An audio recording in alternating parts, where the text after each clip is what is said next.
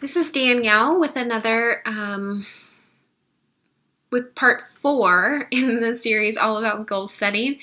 And today we're going to talk about making goals with passion. So last week we worked on writing up your SMART goals for the new year. So these goals were based in a foundation of reflecting on your past. And therefore you've created goals that are based in knowing yourself, knowing what you're good at, where you need help, and you have written goals that will really guide you towards achieving success. If you've missed any of the first 3 videos in this series, you can find them in the description below. So you have gone further with goal setting than the majority of people. Most people do not even set goals, let alone write them down. But I want even more for you because you're worth it. I want you to achieve these goals. I don't want you to get 2 or even 6 months into the future and not even be able to remember what goals you set for this year. This happens to so many people, and that is where good intentions turn into failure. But this year is going to be different. This year, you are going to use a secret weapon to keep your goals at the top of your mind. And this secret weapon is passion. When you write goals that you're not passionate about, you're bound to fail. I'm not saying that to depress you. I am wanting you to be realistic. So passion is what drives you through the tough times that come up when trying to achieve any goal or really do anything in life. So often people do good work towards their goals for a month or so when their motivation is high and the novelty of the goal is also high. Then they hit the first hiccup and realize that it's going to be hard to move forward. And once that happens, so many people lose that motivation because they're not really passionate about the goal or the outcome. And it's okay to not be passionate about something. It means that maybe it's not the right goal for you.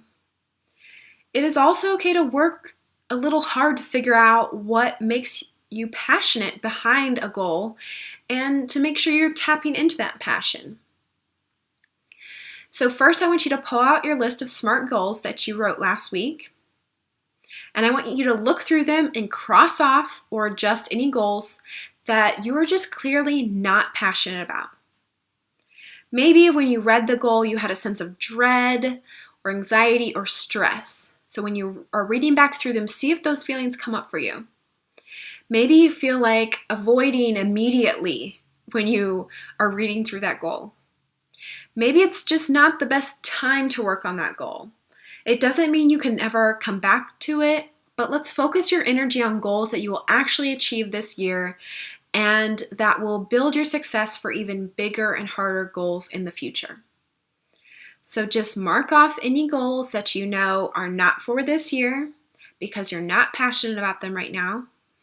And maybe mark the ones that you need to adjust because the way you wrote it, you just need to dig deeper to figure out what your passion is behind it to make sure you stay motivated. So next, look at the goals that you're a little worried about, those ones that we just starred, and you're worried that maybe you won't maintain that passion for them. Maybe these are goals you've had over and over again and progress is just slow going. With these goals, maybe you're not passionate about the work that it takes, but you are passionate about the outcome that you want to achieve. So therefore, you need to make sure you're constantly reminded of the passion that is at the root of this goal to keep you motivated when that work gets hard. So I challenge you to write up your why behind each of your goals. Write up why you're passionate about achieving these goals and put it somewhere you're going to see them daily. Keep this passion at the top of your mind and see the difference it's going to make on your motivation. So I would love to hear the passion behind your goals in the comments below. So share and let's inspire one another to achieve our goals. So next week, we're going to go deeper into what makes these goals really achievable. So don't forget to subscribe to this channel so you don't miss it. And if you want to go even deeper into goal setting for the new year, then join me for the free New Year's mini series that I have for you in the description below. There's a link there. So I will see you next week for part 5 in this series all about goal setting.